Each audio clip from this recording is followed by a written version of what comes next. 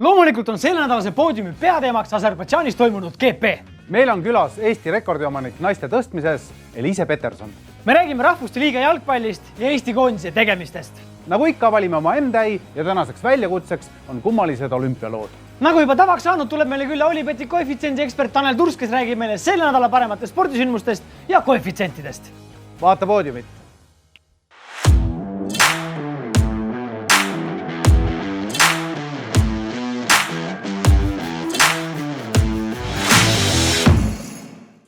Ajaleht Mundo Deportivo teatab, et rahvusvaheline jalgpalliliit FIFA on otsustanud Ecuadori koondise MM-finaalturniirilt eemaldada ja põhjuseks nimelt see, et väidetavalt olevat Ecuadori koondist esindanud Kolumbia kodakondlane Byron Castillos, mis aga on FIFA reeglitega loomulikult keelatud.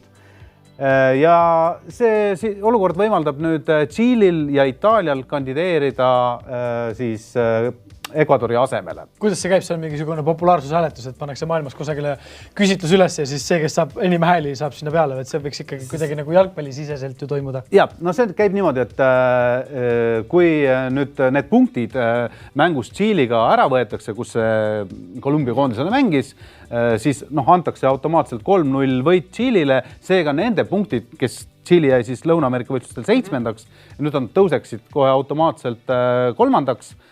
mis tähendaks, et nad peaksid nagu automaatselt nende asemel saama siis. Aga kuidas Itaalia siia seotud? Itaalia on sellega seotud nii, et Itaalia nagu mõistes käiks arvestus maailma reitingu järgi. Kuna nad on kõige kõrgema reitingu kohaga, siis peaksid just kui nemad saama. Okei, tavai. Loogiline. Ja. Aga näis, mis saab. Aga 1-2 saab ju. 1-2 saab. Minu oleks loogiline, et Tšiili. Jah, praegu veel käib, ütleme, selline Tšiili ju mängis ju Ecuadoriga 1-1 oleks loogiline, jah. Mänge on ja. Aga vaatame, see on igatahes põnev teema ja ega meil kellelgi oleks selle vastu ka mitte midagi, kui Itaalia ikkagi MM-i mängiks. Tõesti, ei oleks. Meie poolt kõrgelt hinnatud ja palju kiidetud Benfica ründaja Darwin Núñez on vahetamas oma koduklubi. Nimelt temal on kosilaseks uksedega Liverpooli poisid ja nemad tahavad temast maksta 100 miljonit eurot. Summa pole küll kõige väiksem, aga mina isiklikult arvan, et mees on seda väärt. Aga kosilasi on tal veelgi. Nimelt käib tal ukse taga ka punane kurat nimega Manchester United. Aga me teame kõik seda, et kui mängijal täna vähegi mõistus peas on, siis ta Manchester Unitedisse ei lähe, kuna Euroopat mängida ei saa. Ja mis huvi sul on olla kusagil Inglise liigas 8. kohal, kui sa võid võita reaalseid tiitleid? Jah, ütleme nii, et üks punane särk kõik, et Benfica, United või Liverpool. Räägi seda Liverpooli ja Manchester Unitedi fännidel, nad tulevad sul kõrri kallale ja nokivad sul silmad peast. Ei, loomulikult Núñezil on mõistus peas ja ta sai sellest ju kohe aru. Ta tahtis tegelikult ammu ise ka Liverpooli minna, nii et seal ei olegi nagu kahtlust. Aga võtab Benfica punase särgi ja lihtsalt kirjutab uue logo peale. Ja, just, täpselt. Väga mõne, ootame huviga, kuidas Núñezil läheb ja meie usume sinusse. Aga nüüd uudiseid ulmevaldkonnast, vähemalt minul kukkusid proteesid põrandale, kui ma seda lugesin. Ja kuna see uudis on tõesti natukene pikem, siis ma pean selle ette lugema. Postimees kirjutab, Lõuna-Aafrika 4. liigas teenisid 4 klubi eluaegse võistluskeelu, kuna tegelesid kokkuleppe mängudega. Lõuna-Aafrika 4. liiga klubisid me ju teame ja kuulake nüüd, kui glamuursete nimedega need kõlavad. Nii, 4. liigas heitlesid Matiasi FC ja Shivulani Dangerous Tigers edasipääsu eest kõrgemasse divisjoni. Kahjuks otsustasid mõlemad klubid kasutada kokkuleppeid, et enda edu garanteerida. Liigatabelis teisel kohal paiknenud Matiasi soovis iga hinna eest karikat võita. Nõnda lepiti Nzami Mighty Birdsiga meeskonnaga kokku, et Matiasi võtab ülisuure võidu, millega pööratakse värava vahe enda kasuks. Junad siis olid nagu teisel kohal, natuke tagapool. Matiasi Nzami poolaeg lõppes seisuga 22-0 ja me ei räägi pesapallist, isegi mitte kriketist, vaid jalgpallist. Olles sellest teada saanud, samal ajal hakkas ka Shivulani oma vastase Kotoko Happy Boysiga kokkuleppeid tegema. Nõnda teenis Matiasi koguni tähelepanu 59-1 võidu ja Shivulani omakorda kõigest 33-1 triumfi. See juures löödi 2 kohtumise peale kokku ja nüüd 41 oma väravat. see on ikka ulmevabrik, see on ulmevabrik.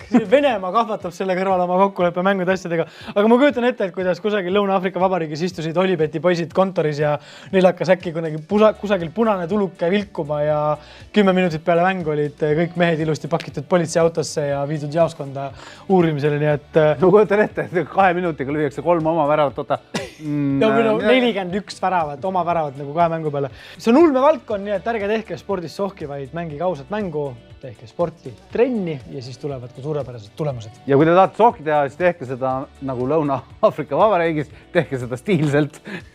Peenelt. Et pärast ka meie siin saaksime natuke naerda. Jep.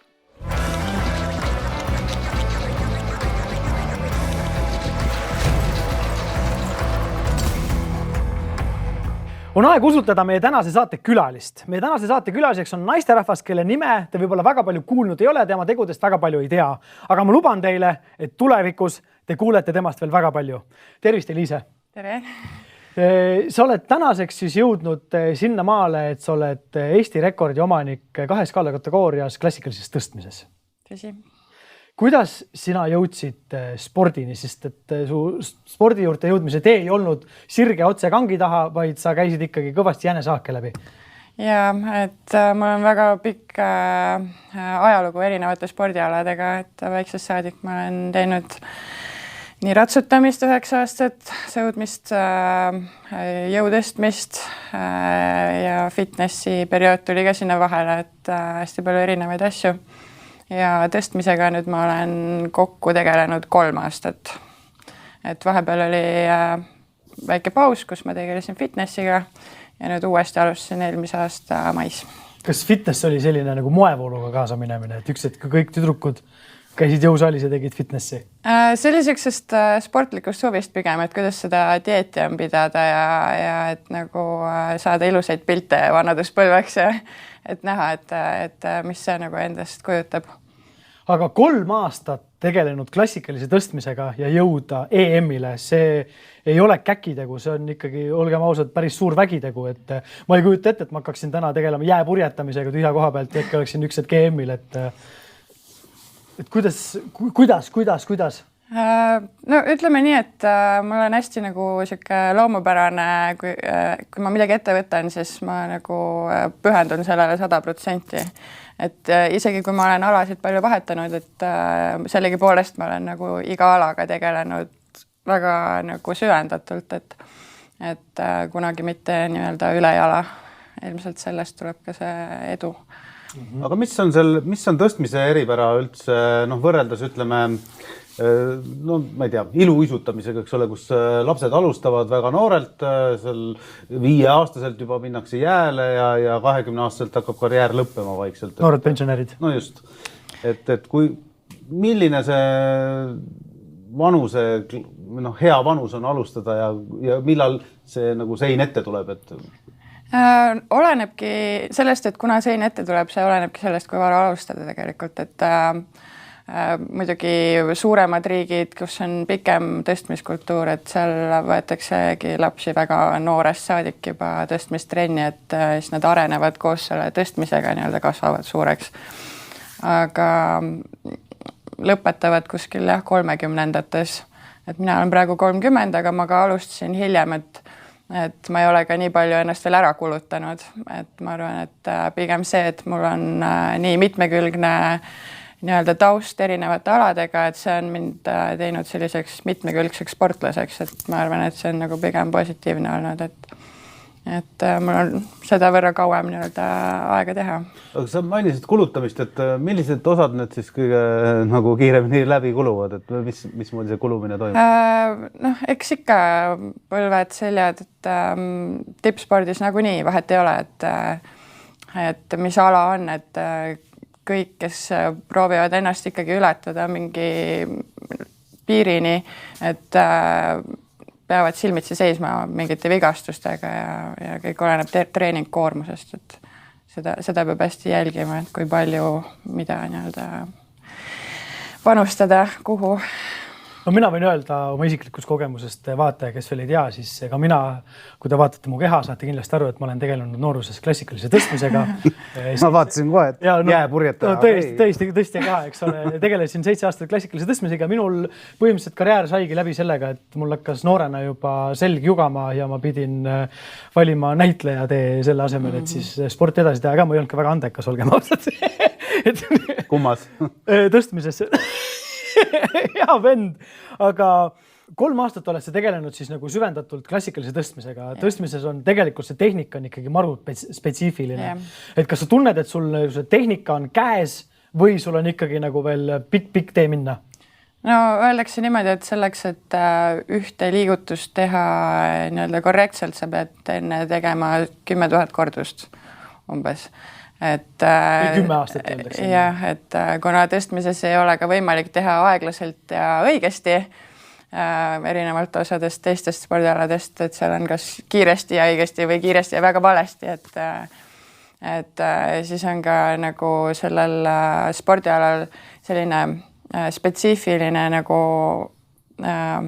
eripära, et sa nii-öelda pead seda ühte harjutust lihvima läbi erinevate faaside hästi palju selleks, et kõik kokku panna ja õigesti välja tuleks, et sa oled täpselt nii tugev, kui on sinu kõige nõrgem lüli nii-öelda, et sellepärast on see siuke hästi kõikehõlmav spordiala. Et alustad maast tõmbega, siis teed õlatõmbed, siis kükki minekut, kükist tõusmist, kõik need asjad. Et selles mõttes vigastuste vältimiseks on ka oluline, et kogu kehaga tegeleda kogu aeg, et midagi ei väsiks rohkem ära kui mingi teine kehaosa näiteks, aga samas kõik peab hoidma koos ühte tervikut, et kõik peab sobima vahel.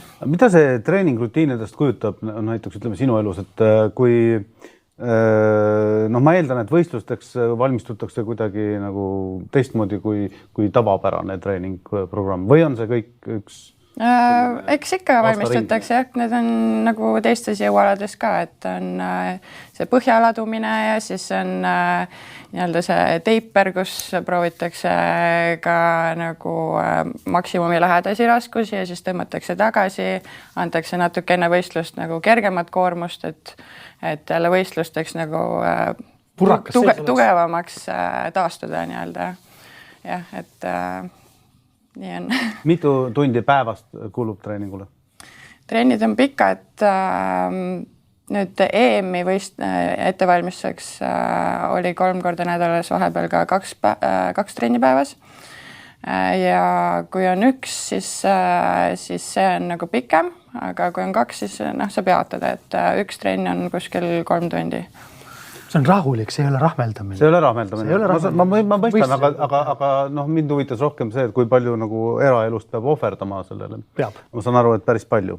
Aga sa treenid nii-öelda Eesti kuldse pundiga koos. Sul on seimid ja pent. Et vist nagu Eestist, olgem ausad, paremat nagu treeningseltskonda annab otsida just nagu motivatsiooni ja tulemuste ja talendi põhjal. Ja absoluutselt, et hetkel ma näen, et see ongi ainukene viis jõuda maailmas kuhugile, et kui ma oleks kuskil väikses maakohas üksinda, siis ma arvan, et ma nii kaugele nii kiiresti oleks jõudnud. Väiksest maakohast. Pente tuli täitsa väiksest maakohast. Tema tuli jah, aga jõudis ka Tallinnasse omadega.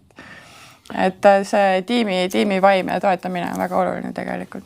Aga räägime nüüd EM-ist ka natuke.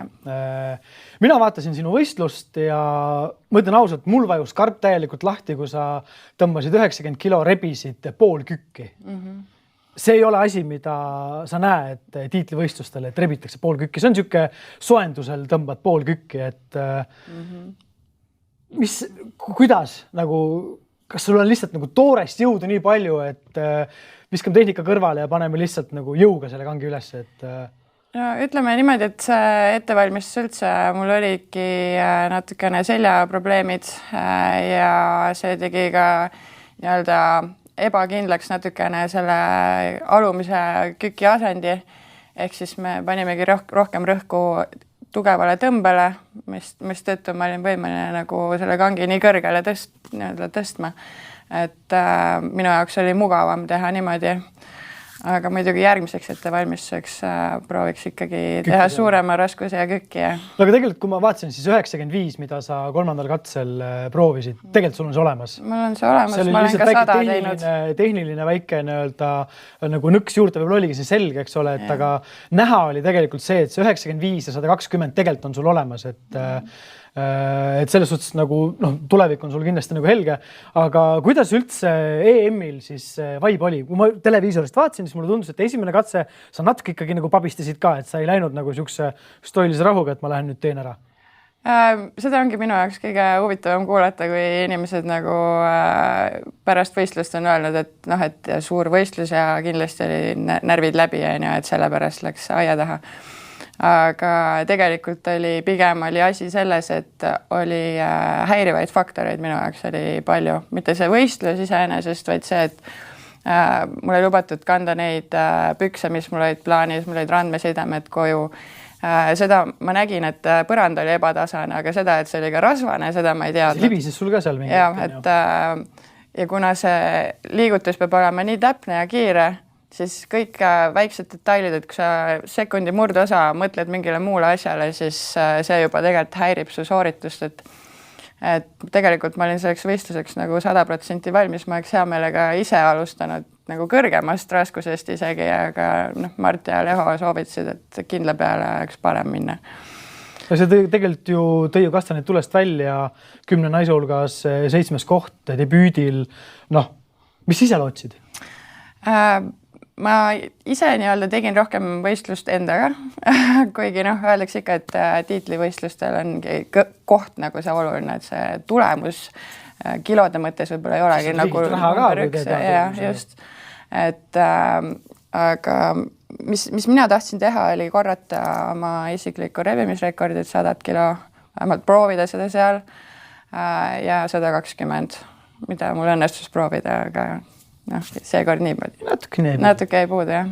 Aga kui sa nüüd vaatad enda konkurente Euroopas, või maailmas üldse, mis võiksid olla sinu eelised ja mis võiksid olla miinused? Minu eelised võib-olla ongi see, et ma olen hästi mitmekülgne sportlane, et ma olen väga paljude asjadega tegelenud, mis on mind hästi mitmekülgselt arendanud, et jõuosa kindlasti on eeliseks, et miinused.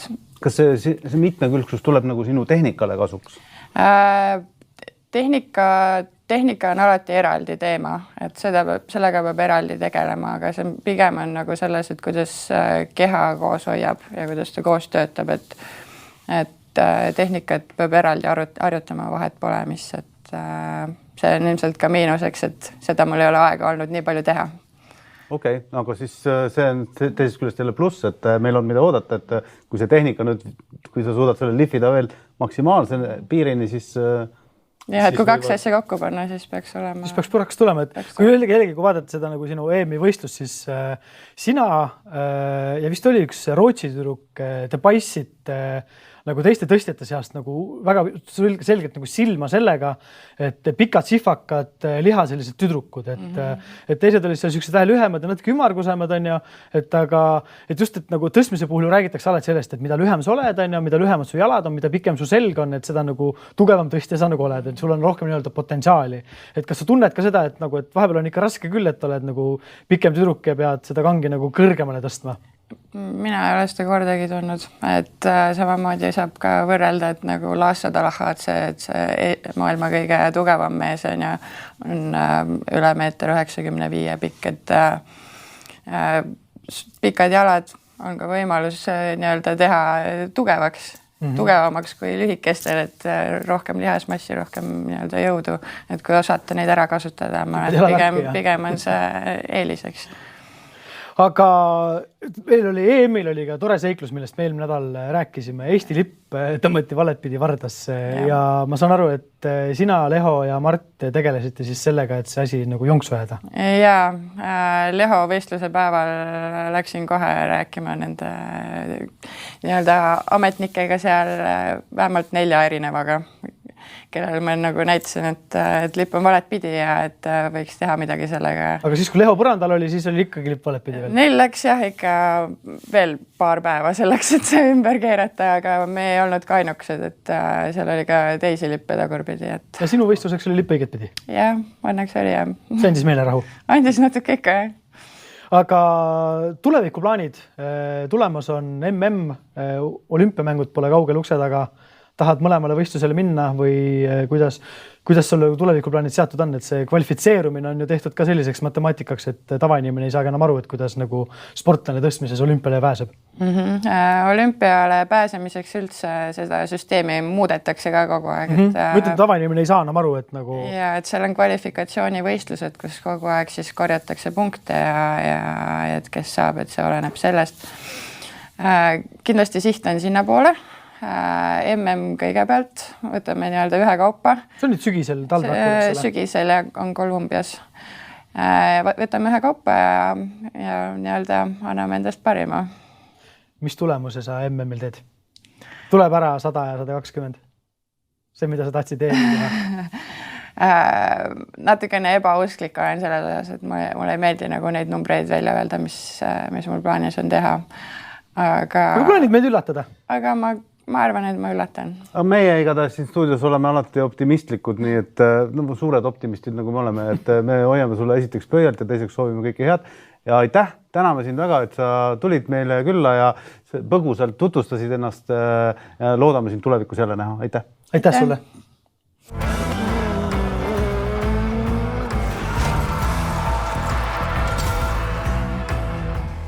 Möödunud nädalavahetusel sõideti Aserbaidžaanis Bakuus üks GP. Sõitsid nii F1 autod kui F2 autod ja Margus, millised on sinu üldised muljed kogu nädalavahetusega võidukujutamisest? No sellest on palju räägitud, et kas need linna Grand Prix on ikka päris võidusõit või... Põnevam on ikka kui Monaco. Absoluutselt, selles mõttes seal on pikad sirged, kus ikkagi nagu möödasõit on võimalik, aga nad ongi selle kalda peal see sirge peal, eks ole, see ongi üks koht, kus mööda sõidetakse TRS-iga 2 kilomeetrit pikk. Ja selles mõttes muidugi oli ta tunduvalt põnevam. Ja ohtlikud kurvid ja palju crash'e, palju turvaautot ja nii edasi. Möllu oli palju, aga selles mõttes ei saa kurta. Ja ma pean ütlema, see kord F2 oli põnevam kui F1, sest seal pinge oli nagu ikkagi suurem. Täiesti nõus ja kui me F2-st hakkame pihta, siis meie jaoks algas ju kõik ju imeliselt.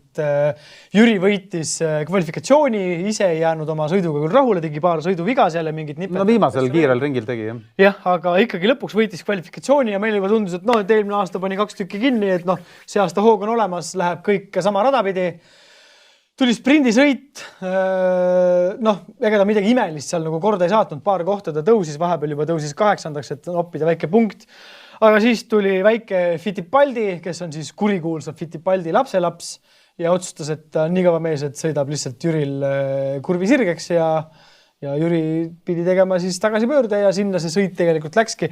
Aga olgem ausad, ka turvaauto taga start oli ikka täielik õudusunenägu tal sprindis, sest et ta kaotas kohe 2 kohta ja Fittipaldi hakkas noolima ka seal oma osa ja sinna tegelikult see sprindisõit tal täielikult nagu kukkuski. Ja seal mul ei ole ka midagi lisada, sest seal tõesti oligi nagu väga lihtne, et turvaauto teine start ja sealt esimene tal õnnestus, aga teine ei õnnestunud. Lihtsalt jäi magama. Ja vana hea, me oleme Jüri puhul seda eelnevalt korduvalt rääkinud, et ta ei saa turvaauto taga oma asjadega kuidagi nagu joonele ja pidevalt see asi tal seal lappab.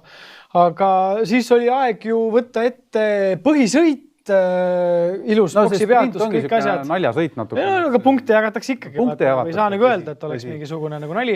Jüri alustas siis esimeselt kohalt, suutis oma esimest kohta ilusti hoida, boksis jälle oli väike mingisugune neil seal sees, tuli boksist välja, meeskonnakaaslane Armstrong sai tast ette, sõitis tast ilusti sirgel mööda, turvaautod, esimene kord turvaauto tagant sai ideaalselt minema, tegi küll kahtlase manöövri, kus ta läks justkui nagu boksi sissesõidu teele, tuli üle pideva joone. Ja Lawson või keegi Vesti hakkas seal minu arust midagi karjuma, aga sealt ei tulnud mitte midagi, et isegi nagu kohtunikud ei hakanud seda asja vaatama.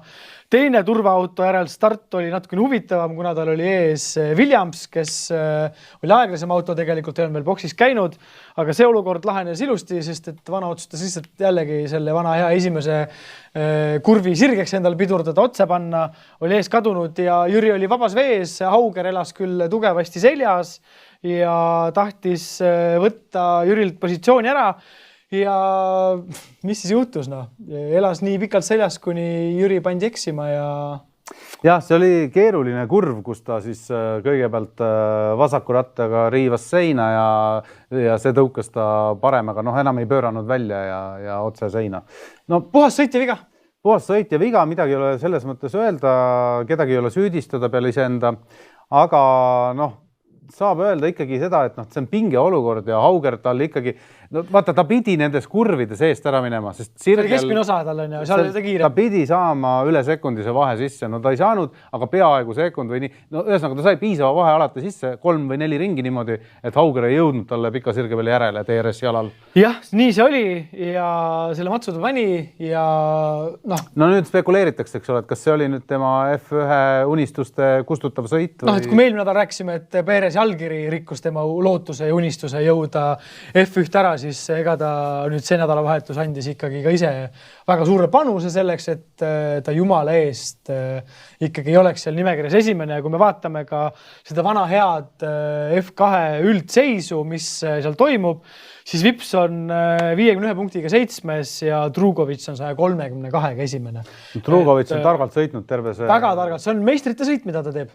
Siin ei ole midagi öelda ja Vipsist eespool siis on Hauger ja Daruvala, kes on mõlemad Red Bulli sõitjad ja ma imestu, kui nüüd üks hetk tuleb Helmut Marko ja ütleb Jürile, et tahad sõita, siis maksa ise kinni, et meie rahakoti pealt sa seda enam ei tee. Et see juhtus ju siin nii mõnegi Red Bulli sõitjaga, aga varem Dan Dictum oli, kes ju visati ju akadeemiast välja küll suhtumise probleemide tõttu, aga ta tuli sõitis eelmine aasta minust kas Karliniga või kellegiga ja nüüd on jälle kadunud, et Jüri tegi oma elu väga keeruliseks, aga kõik ei ole veel kadunud, sest tegelikult ütleme, tal lauspessimismiks ju ikkagi põhjust ei ole, et okei. Tegelikult ikkagi natuke nagu on ja... Ei, ma mõtlen selles mõttes, et vaatame võidusõidu kontekstis, Drugovitši tõepoolest nagu püüda on keeruline, peaaegu võimatu.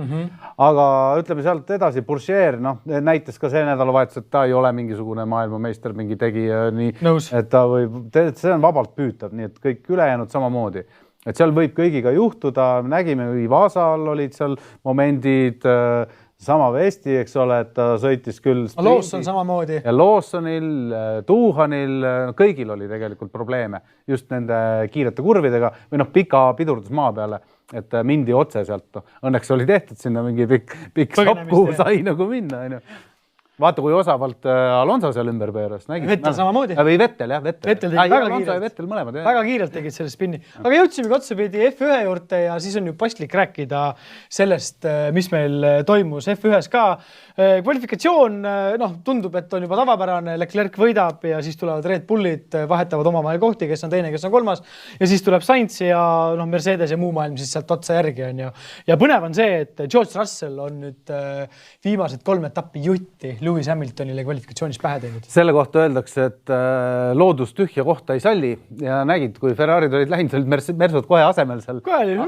Aga see jutt sellest, et Lewis Hamiltonil on seljaprobleemid, see võib olla tõesti... No kui see auto, vaata, kuidas see auto hüppab. No ma just tahtsin jõuda sinna, et ma ei imestaks üldse. See on ikka traktoristi amet seal. Nagu see on ikka väga rets ja põhisõidust nagu kõik ju tegelikult läks justkui nagu oli põnev ja värki-särki, et stardis Perez sai ette, Leclerc ei taha.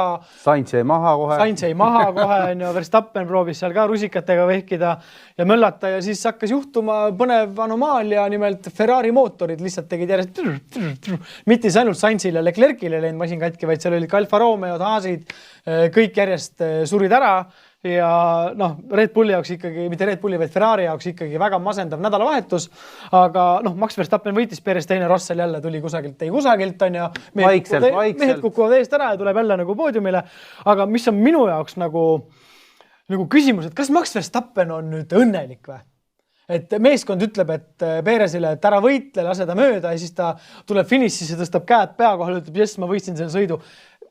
nagu mulle meeldib F2 ja nagu F3 sellepärast, et seal ei ole neid tiimikorraldusi sellisel määral. Noh, F3-s ei tohi üldse, F2-s ilmselt midagi natuke nagu majandatakse, aga üldiselt hoitakse seal ikkagi nagu puhast joont, et kui nagu oligi Armstrong ju sõitis ju põhimõtteliselt vipsile ju peale turvaauto starti ju tagant sisse. No just. Et käib samamoodi võib küsida, kas Norris on õnnelik, et kui sa ütled, tee pool sõitu, räägid meeskonnaga, et kuulge, ma lähen ise tast mööda, või öelge talle, et ta laseks mind mööda või annaks, et võtaks Alonso kinni, ja on näha, et Ricciardo ei saa Alonsot kätte, aga ei lasta Norrist, samas, täpselt sama case, eks ole, et sa näed, et kuigi ta tundus üle kaugel. Ja sõidu alguses ju hoidis ju Ricciardo hoidis ju tagamehi, et Norris saaks oma keskmiste reffidega kauem vastu pidada. Et seal oli nagu teine vastu, et seal põhjendati see niimoodi ära. Aga ütleme Red Bulli puhul, jah, Verstappen on üldarvestuses nagu kopikatega ees on ju nüüd Peresest, aga ongi, tal on kingitud neid võite hästi palju, et mina nagu, kui sa vaatad ka Perese nägu seal poodiumil, siis nagu, see mees oli ikka siuke tam-tan, nagu ma ei viitsi rohkem, on ju. Ta ju selle intervjuus ütles ka mingi ühe lause vist, et kõik on hästi umbes, aga tegelikult ei ole, on ju, et tuleb kuidagi meelde siuke Schumacher ja kannupoiste aeg, kus siis Irvine, Barrichello, Massa, kõik pidid nagu kannupoisse mängima, on ju, et tahaks nagu võidusõitu ja tahaks näha ka nagu esimesele kohale. Ma saan aru, meeskonnal on punktid oluline, kogu see bla, bla, bla, bla, bla, bla, bla, aga see teeb võidusõidu väga igavaks ja see on täiesti mõttetu. Eriti kui kaks sama tiimi kaaslast on nagu üksteise järel, siis neil ei olegi, siis ei ole varianti, eks ole, et põhimõtteliselt ikkagi lastakse ette, tegelikult võiks lasta muidugi, aga see on lihtsalt liiga suured rahad mängus. Ja me oleme näinud, kuidas Red Bullid kokku põrkavad, Mercedesed omavahel kokku põrkavad, et seda riski ei taha nagu keegi võtta. Aga siis F1 üldseis on siis selline, et Max juhib 150 punktiga, Perez teine, Leclerc kolmas, Russell, Sainz, Hamilton, Norris, Bottas, Ocon ja Gasly. Ja Alfa Romeo on ära vajunud, see on nagu selge. Jah, kahjuks küll, jah. Ja Mercedes pole endiselt suutnud tõusta ja jääme kindlasti ootama ka seda kurikuulsat championid ja seina ja vaatame, kas siis Latifid, Strollid ja kõik muud siuksed tugevad sõidumehed saavad selle seinaga natukene paremini tuttavaks ka.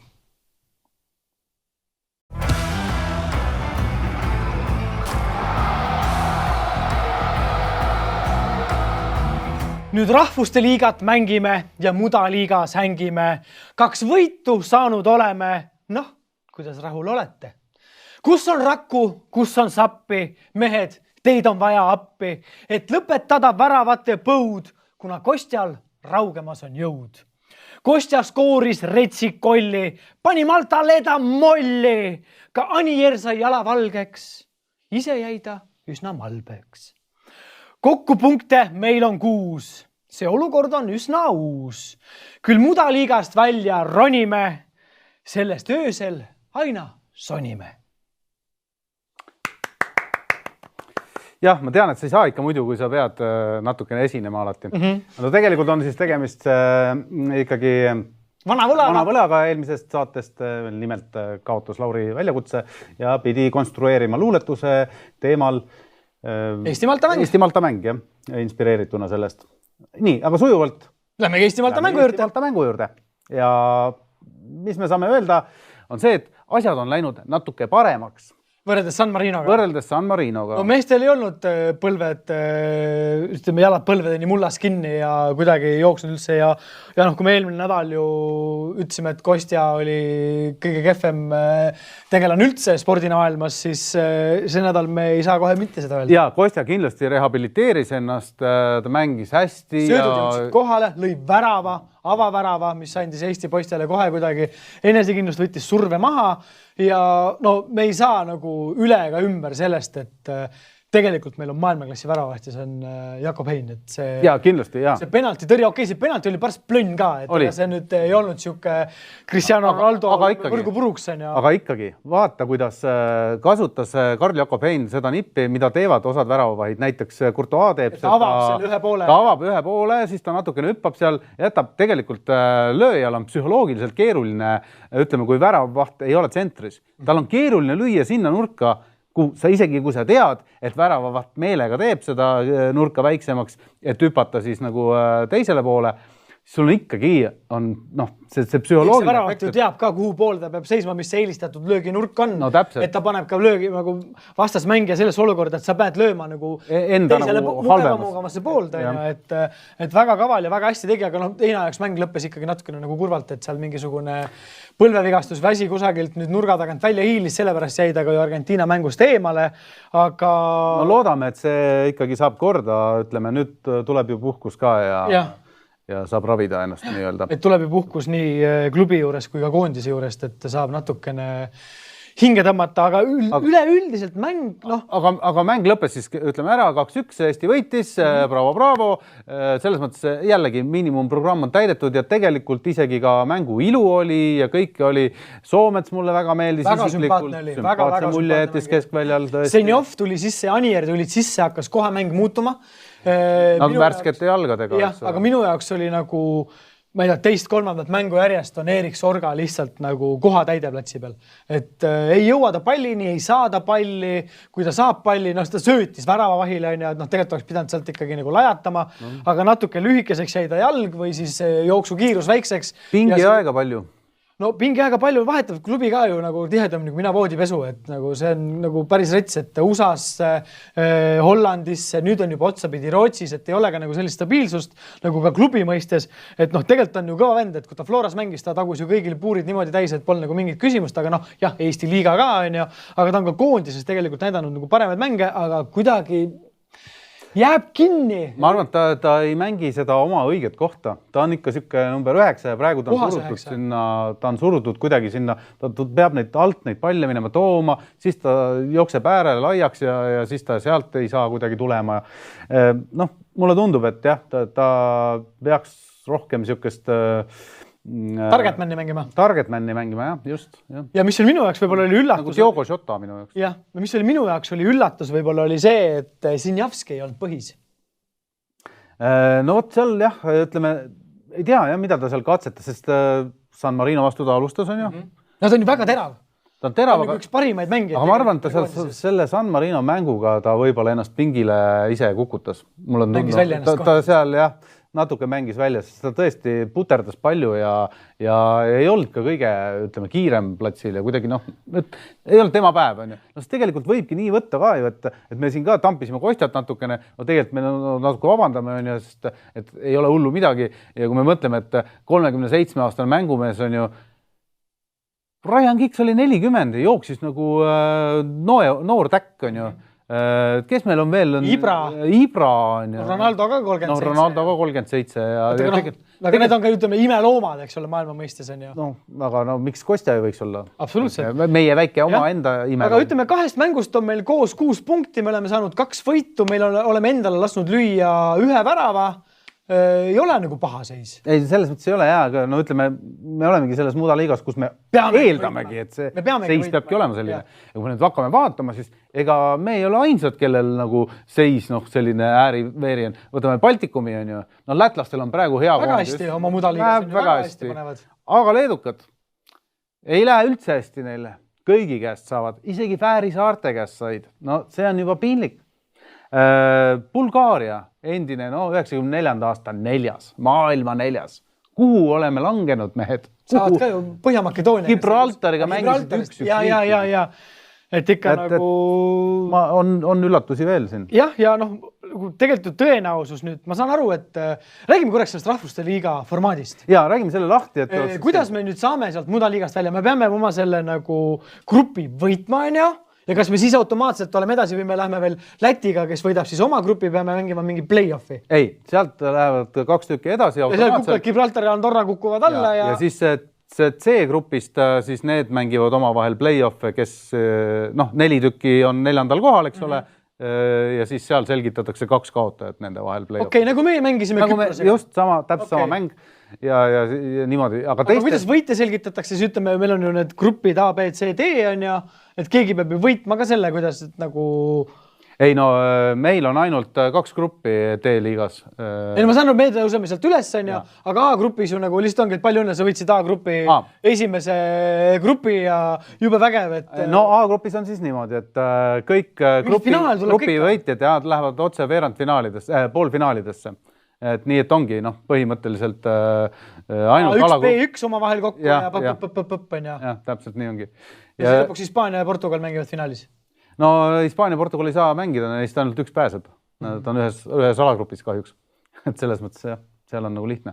Muidu oli nagu vähe suurem turniir see minu arust eelmine aasta, aga nüüd on ainult... Oli Portugal minust mängis finaalis või... Ja seda küll, jah. Portugal võitis, jah. Aga nüüd tundub, et järgmine saade me kindlasti natukene räägime sellest, spekuleerime, kes kuhu võiks jõuda, aga seekord võib-olla vaatame mõned eredamad mängud kiiresti üle.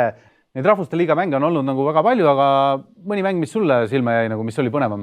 No ütleme siis viimane see 3. voor, kui me võtame selle ette, 4. vooru mängitakse veel nüüd pühapäeval mängiti ja nüüd siis selle nädala alguses mängitakse ka. Aga Belgia-Poola 6-1, no see ikkagi, olgem ausalt, jääb silma, et seal üldse A-grupis see grupp, kus on Holland ja jutud, et seal neid mänge tasub üldse vaadata, et seal ikkagi nagu väravate vahed on mingi 9-5 ja et seal ikkagi nagu lüüakse nagu kõvasti väravaid, et tundub, et on tuline grupp, kus on valusate jalgadega ja kehvade väravavahtidega ja kaitsetega mehed nagu kokku saanud. Et see on nagu üldse põnev, aga Belgia-Poola jäi mulle silma 6-1, No Belgia sai kurjaks sellepärast, et Holland võitis neid 4-1 ja siis... Ja Poolale esimese värava ka. Poolale, jah. Siis nad läksid kohe nagu tampima. Ja Inglismaa ebaedu jätkub on ja Saksamaaga 1-1 mängisid viiki. No see oli neil isegi edukas. 0-0 viiki on ja loomulikult väga tugevalt torkab ka silma Prantsusmaa saamatus. Kuidagi hakkama saada. Mulle tundub, et Deschamps seal natukene katsetab sükest B-C-D kuni alfabeedi lõpuni. Eks nad kõik katsetavad ja horvaadid ju samamoodi mängus Taaniga, mille nad lõpuks võitsid 1-0, võitsid tänu sellele, et teisel poolajal tulid siis nagu staarid mängu seal Modriciga eesotsas ja siis tehti ära. Ja samamoodi ju prantslased olid ju taga 1-0 Austriaga ja pandi Mbappé mängu, ta jõudis vist 2 minutit mängus olla ja lõi kolli, lõi veel ilusa värava. Nii et tegelikult ütleme, see, mis seal täpselt, kui me nüüd eelmine saade rääkisime, et ja kõik võtavad väga tõsiselt seda, siis ütleme, et siin on natukene seda treeningkala on ikkagi sees. No ma arvan, et tõsiselt hakatakse võtma siis, kui alagrupist edasi minnakse. Aga mis on võib-olla nagu lõpetuseks kõige suurem toredam üllatus on see, et kui Ungari sai siis A-gruppi koos suurte Saksamaad ja kõikide asjadega, mõistad, jumal, sealt sõidetakse niimoodi üle, et sealt jääb ainult nagu saepuru järgi on ja siis Saksamaaga mängida 1-1 viiki ei ole üldse paha. Jaa, nad on endiselt ikkagi konkurentsis, jah, see on üllatav. Vägev, nii et rahvuste liiga tundub, et on tulnud selleks, et jääda, natuke oma kohta veel päikese all otsib, aga vähemalt meiesugustele jalgpallisõltlastele on, mida peale liiga hooaegasid vaadata. Väga põnev, jah, väga põnev. Loomulikult on nüüd kätte jõudnud see kõige põnevam hetk meie saates, kus me valime välja oma täi ehk siis nädala tegija, nädala äparduja, nädala jalgpalluri ja nädala meemi. Ja alustame kõige põnevamast ehk siis nädala tegijast, kelleks sel nädalal on... Martin Rump! Kes on Martin Rump? Martin Rump on meie suur ringrajasõitja, kes osales esimese eestlasena Le Mansi 24 tunnis sõidul. Kuidas tal läks? Ja tal läks väga hästi, sest ta vahepeal isegi juhtis. No, tuleb tunnistada, et lõpp ajas natukene ära, sest seal viimasel 3 tunnil juhtus nii mõndagi ja natuke oli vaja rajalt ära käia, natuke tagavedrustus ütles üles. No ühesõnaga, aga tema tegi oma sõidu väga hästi ära ja lõpptulemuseks 11. koht kogu meeskonna peale. Pole üldse paha. Bravo! Hea töö! Ja selle nädala äpardujaks on meil suure kurbusega tuleb tõdeda Jüri Vips. Tõesti, raske südamega ja kurvastusega tuleb öelda, et Jüri Bakuus toimunud GP ebaõnnestus täielikult, kõik oli olemas, kõik oli valmis, võta lihtsalt oma suured punktid ja tõuse üldarvestusest 3. Aga Jüri kahjuks ei saanud sellega seekord hakkama. Sein oli tugevam kui mees. Ja võid istuda, peas üles nutta, aga nagu me oleme korduvalt öelnud, Marko Helmut pisaraid ei usu. Nii et Jüri, palun võta ennast kokku ja pane nüüd viimased etapid, mis siin tulevad kõik sukse vinega, et sa sõidad kõigil eest ära ja kõik näevad ainult sinu tagatiiba. Aga meie usume sinusse. Endiselt. Kes on meie poodiumi selle nädala jalgpallur? Margus, palun avalda see. See on Karl Jakob Hein ja loomulikult sellepärast, et selle suurepärase tõrje eest, mille ta tegi mängus Maltaga, penalti ta tõrjus ja muuseas sellega tegelikult ta võis ka tagada Eestile selle võidu, sest me ju teame, et jalgpallis on nii, kes esimesena värava lööb, sellel on tohutu eelis. nii et võib-olla ta päästis Eesti meeskonna hullemast. Võib-olla tõesti nii, aga vana hea küsimus sulle. Palju sina annad Karel Jakob Heinale punkte? Mina annan talle 80 punkti, sest ta on esimene eestlane ja teine väravavaht meil. Mina annan talle 84 punkti ja kokku saab ta meil 82 punkti ja ta läheb 1 punktiga Courtois taha. Pole paha. Ütleme, et ta seal natukene ongi Courtois'st 1 punkti kaugusel. Nagu natuke veel minna. Ja natuke areneda veel. Aga ma tahan ka teada loomulikult nagu alati, palju teenib Karel Jakob Hein raha sellega, et ta mängib jalgpalli? No siin on natuke rohkem minna, ütleme Courtois'ga võrreldes. Ja siin on paar nulli puudu tagant. Aga palju nädalas teenib? 3000 naela nädalas teenib tema praegu Arsenalis siis. No ta on Arsenalist laenus siis, aga pole ju paha noore poisi kohta. Saab ju korteri üüritud ja söögi ostetud ja võib-olla endal isegi valgeid ketsid suveks osta. Kui sealt on maksud maha arvestatud, siis 3000 elab Londonis ilusti ära. No praegu ta ei ela isegi Londonis, nagu ma aru saan. Väga kõva. Karel Jakob Hein, me soovime sulle väga pikka vigastuste vaba karjääri. Ja selle nädala meem, mille Lauri ise oma väikeste kätega põhjalikult öö läbi otsides välja leidis, on teie ees. Palun. Palun.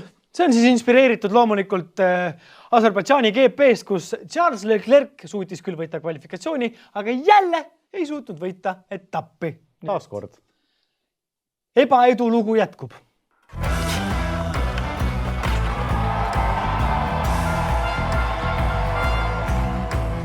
Tänase poodiumi väljakutseks on taaskord viktoriin, sest seda viin ju läbi mina. Ja tänane viktoriin on inspireeritud sellisest raamatust nagu Luciano Vernike Eriskummalised olümpialood. Nii et kui kedagi huvitavad lood olümpiamängudest, siis need väga põnevad lood seal kirjas on kõik ja ütlen siis nii palju ära veel, et võitja ei tee midagi ja kaotaja peab järgmisel korral, järgmises saates selgitama oma vastassaatejuhile ära kriketi reeglid. Kuidas käib kriketimäng? Mis on teadupärast paras pudru ja kapsad ja isegi kriketimängijad on nendest päris. No põhimõtteliselt mitte keegi ei saa nendest aru. See on võimatu. Võimatu ülesanne, aga sellegi poolest 6 küsimust sulle nagu ikka, kui sa 3 ära vastad, siis oled võidumees. Lahe. Esimene küsimus. Pärast ligi 1500 aastast olümpiapausi otsustati parun Pierre de Coubertini eestvedamisel taaselustada olümpiamängud. Kummardusena olümpiamängude sünnimaale peeti esimesed kaasaegsed mängud loomulikult Kreeka pealinnas Ateenas. Kas sa tead, mis aastal need peeti? Ma tean, et esimene eestlane võitis 1920 Antwerpenis olümpia, ma arvan, see oli mingi 1800 lõpp midagi. Täiesti õige, selles mõttes 1896. Muidugi erinesid need oluliselt antiik-Kreeka mängudest, nagu ka tänapäeva omadest. Ja siit ka esimene küsimus.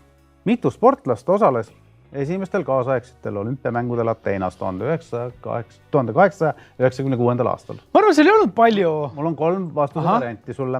Kas 176, 318 või 766? See number 1, 170. 176. See on õige vastus.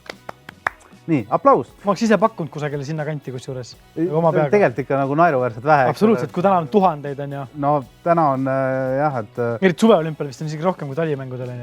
Ja ei, need küsimused on kõik suveolümpiamängude kohta, et see oleks nagu võrdsem, et seal saavad osaleda kõik riigid. Aga ja, 12 riigist need sportlased olid 9 spordiala ja 43 medalit anti välja. Nii, teine küsimus. Et mitte sind pikalt nagu piinata kauge aja taguste lugudega. Hüppame kohe milleeniumisse. Sydney OM-il 2000. aastal toimus enneolematu sündmus. Spordiplatsil läks vastamisi abielupaar. 2 naist esindasid 2 erinevat riiki. Üks neist võitis kulla, teine pidi pronksiga leppima. Noh, lõpuks. Millise spordialaga oli tegemist? Kas võrkpall, käsipall või korvpall? Korvpall. Vale vastus. Võrkpall, tegemist oli siis ühe üks oli brasiillane kindlalt. Ei, taanlane ja rootslane. No tegelikult see suht sama riik on ju, kui nii võtta. Aga jaa, tõepoolest hiljem nad läksid küll lahku ja üks siis otsustas. Ei talunud seda mõnitamist. Ja teine jätkas siis nagu jah, aga... Või üks ei talunud seda, et ta noriti kogu aeg, et ta pronksi sai. jah, tõenäoliselt oli see jah, see peamine põhjus. Nii, aga kolmas küsimus. 1 punkt sul on ja kolmas küsimus. 2008. aasta Pekingi olümpiamänge võib pidada Michael Phelpsi mängudeks. Ta võistles 8 alal ja võitis 8 kulda. Mitu neist kuldadest tuli maailma ja mitu olümpiarekordiga? Kas, kui sa tead, sa võid vastata? Ei, ma hakkasin juba mõtlema lihtsalt oma peas. Sorry, ma. No, vastase variandid. 3 olümpia ja 5 maailmarekordit, 6 olümpia ja 2 maailmarekordit, 1 olümpia ja 7 maailmarekordit. No maailmarekordid on alati ju nagu tutskemad numbrid kui olümpiarekordid. Kindlasti, jah. Ja ma arvan, et no, kui sa teed maailmarekordi, siis see juba on ju olümpiarekord. Ta on nii, jah. Aga no, kui sa olümpial ujud. Aga kui sa ujud olümpiarekordis, see ei pruugi maailma. No täpselt on, jah. No, ta oli ju suurepärase soost, ta oli ju ikkagi totaalne valitseja. Ütle nüüd valiku varsti. Kas oli 3 olümpiarekordit ja 5 maailmarekordit? Jah, paneme selle. Vale vastus. No jah. oli 1 olümpiarekord ja 7 maailmarekordit. Päris rets. Jaa, see on ikka ulme, kui nii mõelda. Oleks nüüd lõpuni kuulata. Nii, 4. küsimus. 1928. aastal Amsterdami olümpial osalesid esmakordselt kergejõustikuvõistlustel naised. Aga seda mitte kõigil, vaid ainult 5 alal. 100 ja 800 meetri jooks, 4 korda 100 meetri teatejooks, kõrgushüpe ja veel 1 ala. Kaugushüpe. Pakun variandid. No pakun. Okei. Muidu variandid olid tõesti. Esimene variant oli kaugushüpe, teine variant oli kettaheide ja 3. maratoni jooks. Soo, no kettaheide ma ei usu millegi pärast. Ma arvan, et sel ajal peeti kettaheidet ikkagi liiga maskuliinseks spordialaks. Kaugushüpe tundub loogiline, ta on staadioni ala, hea lihtne teha, aga maraton on ju just kui ka selline ikkagi väärikas ala olümpiamängudel alates juba antiikaja saadik. Nii et ma pean nüüd tegema otsuse, kas kaugushüpe või maratoni jooks. Päris keeruline, sisetunne ütleb kuidagi, et kaugushüpe, aga loogika ütleb maraton, nii et teeme selle tavalise vea, et ignoreerime oma südame häält ja kuuleme mõistust ja ütleme maraton. Ja nüüd vaatame, kui suured silmad sa teed. Kettaheide on õige vastus. Päriselt? Ja muuseas, ühe paranduse teen veel, antiikajal ei joostud maraton. Ei joostud või? Ei. See tuligi alles esimestel kaasa. No inimesed ikka jooksid pikalt. No nad jooksid. Linnast linna ikka jooksid. Nad jooksid niisama. Jah. Siit punkti kahjuks ei tule, nii, ja ka 5. küsimus. No mul on põhimõtteliselt kaotanud juba... Ei, sul on võimalik, kui sa nüüd 2 tükki mõlemad ära arvad, siis on... Nii. Surve on peal. 1936. aastal, põnev aasta, eks ole, Berliini olümpial võitis teivashüppe võistluse ameeriklane Earl Meadows. 4.35 oli see kõrgus. Mitte midagi. Jah. Teist ja 3. kohta jäid aga jagama võrdse tulemusega jaapanlased Shuei Nishida ja Shuei Oe. No kui nüüd vabandan kõikide jaapani keele kõnelejate ees. 4.25 meetriga. Kuna sportlased olid kurnatud, ei soostunud nad ümber hüpetele minema ja palusid korraldajatel lahendada poodiumi järjestus mündiviskega. Riiklike medaliarvestustesse niikuinii nagu midagi muutnud ei oleks, seetõttu mõlemad olid jaapanlased on ju. Nii et, aga kodumaale naastes, tähendab siis arvasid sportlased, et selline lahendus pole ikkagi päris õige, et pakkusid välja ja kuidas see siis lahendati, et kas A, medaleid vahetati Nishida ja Oe vahel iga kuu tagant, nii et üks sai olla hõbedaga, teine pronksiga. B variant, kas medalid kingiti Jaapani olümpiakomiteele ning kummagi sportlased nimed läksid kummagi medali alla? Või variant C, medalid sulatati kokku ja poolitati 2 hõbepronksiks. Sulatati kokku ja poolitati hõbepronksiks. Näed, punkt kirjas! See tundus nii utoopiline lihtsalt. Yes. Aga no jabur on. Absoluutselt. Sulatame kokku. Te mingi kodus hüppake ühe korra veel seda teivast ja vaadake, kes võidab ja andke ära siis see medal. Täpselt oleks võinud, jah. Ja 6. küsimus. 2012. aasta Londoni mängudel võitis kettaheite kulla sakslane Robert Harting. Võitu läks ta tähistama Saksa majja ja kohtus seal fännidega. See on suur telk, on ju, jagas seal autogramme ja kõik sellist. Samal ajal näppas aga keegi tema spordikotist akrediteerimiskaardi. Ja kui Harting üksi väsinuna õhtul olümpiakülla naases, siis ei lastud teda sisse väravast, sest kaart tal puudus ja akrediteerimiskeskus oli juba selleks ajaks suletud, nii et ta ei saanud ka uut kaarti. Et ta võis vibutada seal oma olümpiakulda, aga kedagi ei huvitanud. Et küsimus nüüd järgmine. Mida Harting siis ette võttis, teades, et ta olümpiakülla pääseb ta alles kell 8 hommikul, mitte varem? Variandid. A. Läks ööklubisse, pidutses öö läbi. Variant B. Veetis öö metroojaama perroonil. Variant C. Ronis üle aia ja hiilis salaja olümpiakülla. Tead, ma ütlen sulle ausalt, mulle kusagil mälus hoopis, ma olen kuulnud seda lugu. Aga ma ei mäleta täpselt, kuidas see läks. Siin on kõik on väga nagu, ütleme see värava ronimine, see kõlab võib-olla kõige vähem tõenäoliselt, klubi ja perroon on nagu sellised nagu põnevamad lood, aga mulle meeldiks, kui ta oleks maganud öö perroonil. Nii, mul on sulle nüüd halb uudis. Järgmises saates sa pead kuulama mind, kuidas ma selgitan sulle. Oli õige või? Jaa, sul oli õige vastus.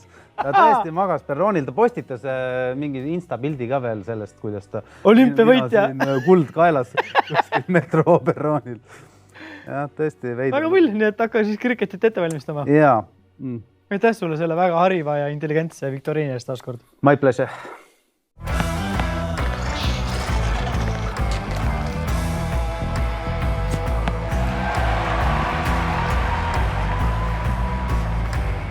On aeg visata kiire pilk selle nädala tähtsamatele spordisündmustele. Ja mis sel nädalal meil siis toimub? Järjekordne Teemantliiga etapp on toimumas nii Oslos kui Pariisis. Montreali vormel 1 Grand Prix loomulikult, ujumise MM Budapestis, NBA finaalseeria ja NHL-i finalistid on samuti selgunud. Roomas jätkub rannavolle MM, vehklemise EM on Türgis, Antaalias ja Rahvuste Liiga viimased mängud toimuvad teisipäeval.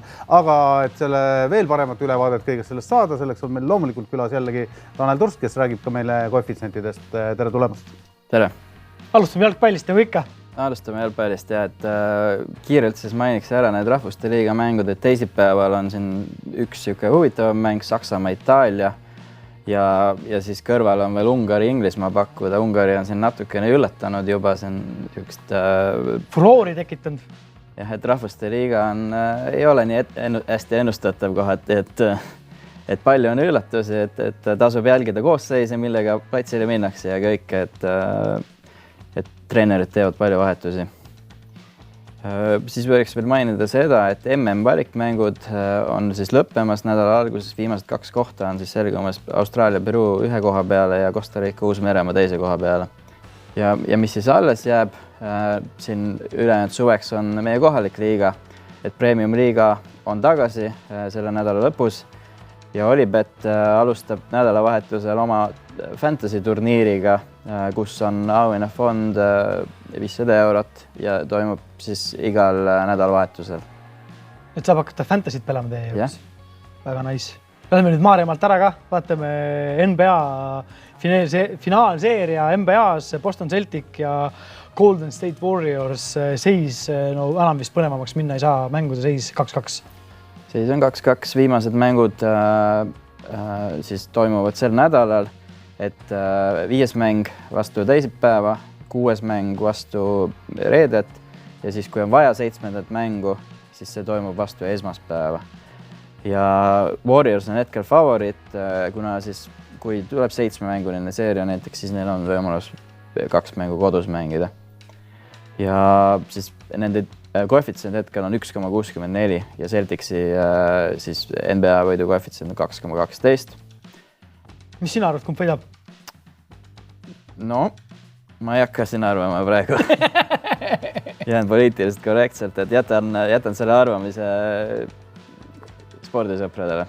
Aga sujuvalt järgmise Ameerika suure ala juurde NHL ja Stanley Cupi finaalpaarilised on lõpuks selgunud. Tampa Bay võttis ikkagi oma, ehkki 2-0 eduseis juba Rangersil oli poolfinaalis, aga läks ikka nii nagu eelmine aasta. Jah, Tampa Bay läheb finaalis vastamise Avalanche'iga. Colorado tiim, siis Colorado Avalanche on favoriit sellest finaalis. Nende Stanley Cupi võidu koefitsient on 1,53 ja nad on play-offides ikkagi näidanud väga kindlat mängu, 14 mängu, ainult 2 kaotust ja Edmonton Oilers alistati siis konverentsi poolfinaalides 4-0 skooriga ja neil on siis hästi ühtlane koosseis ja lisaks sellele veel väga kõvad staarid ka, et Nathan McKinnon, Gail Makar, Mikko Rantanen, et kõik on väga hästi mänginud ka play-offides, aga Tampa Bay on valitsev meister. Neil ei ole nüüd siin 2 korda järjest, kui nad võitsid, nii rasket vastast neil ei ole olnud. Aga Nikita Hutšerov on siin play-offides skoori teinud palju ja nende nagu tähtsaim lüli tegelikult kogu selles jõudmisfinaali on olnud väravaht Andrei Vasilevski, kes on nii-öelda siis hinnatud kui parim vend oma rollis. Maailmas täna siis, jah? Jah. Tennis tuleb siin hulgalisti VTA ja ATP turniiri ka. Jah, sellised keskmise astmega turniirid, staarid on ikkagi mängimas. VTA turniir Berliinis on niisuguse korraliku line-upiga siis ainult, et Igas Świątek on puudu. Aga igal pool ka jõua käia. Igal pool ei jõua iga käia. Et Korikov, Ons Jabur, Sabalenka, Muguruza, Kanepi on kõik Berliinis mängimas. Ta vist esimene vastane on päris raske, ma kusagilt lugesin, et pole teda kunagi võitnud, et sealt võib tulla kiire reis Tallinnasse. Jah, aga sellegi poolest, et võidu koefitsient hetkel temal turniiri võidul on 26, kuigi ta mängib nüüd siin juba täna, et eks selgub selleks, et täna esmaspäeval siis. Täna esmaspäeval, kui saade läheb eetrisse, et kas ta veel mängib või mitte. Nii, aga vaatame ka ju F1 on meil kolinud Kanadasse, et Montrealis siis selle nädala GP toimub. 3. tänavarada järjest. 3. tänavarada järjest ja no iseenesest tänaval ajal nagu mingisugune eelis on selles mõttes, et ta võib olla omamoodi atraktiivne, aga võistlusmoment on jah, seal nagu veidi ütleme, teistsugune. Ja no ütleme, praegu on siis ju 2-0 Red Bulli kasuks tänaval sõidud, et ja ka koefitsient ju tegelikult reedab seda, et jah, reedab küll, et Max Verstappen pärast siin viimaseid etappe on nüüd 1,83 ja Charles Leclerc'i võidu koefitsient isegi tundub nüüd päris magusapoolne, et 3,75, arvestas selle, et kiiruse poolest nad ikkagi nagu tihti on. Ühe ringi kiirus on ainult see, mis Ferraril tundub, et täna on, et sõidus ikkagi jäävad hätta. Jah, et seda oli ka Aserbaidžaanis näha, et auto ei pidanud vastu. Ükski Ferrari ei pidanud vastu. Ükski Alfa Romeod ja kõik lendasid õhku. Aga teeme kiire põike ka rannavallesse, et meie mehed ju ka seal mängivad ja seda saab ka ju nii-öelda pildis vaadata. Jah, et koefitsiendid seal liiguvad väga kiiresti, neid me ei jõua siin mainida, et selleks hetkeks, kui saade eetrisse läheb, võib see juba täiesti ajalugu olla. Aga Olipetis on see täiesti olemas. Näeb live pilti. Koos pildiga, jah. Et ei ole mingid nupukesed kusagil liiguvad. Täitsa saab vaadata. Et näen Eesti poisse mängimas ja näen, kuidas juuksed lehvivad ja saan samal ajal panustada. Ja. No super, aga taaskord aitäh sulle tulemast, aitäh jagamast meiega koefitsiendi infot ja kohtume juba järgmisel korral. Ja sinule, kallis vaataja, aitäh, et sa meid taaskord jälle vaatasid.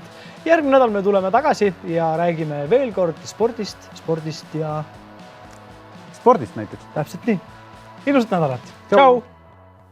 Kõik on võimalik. Olipet.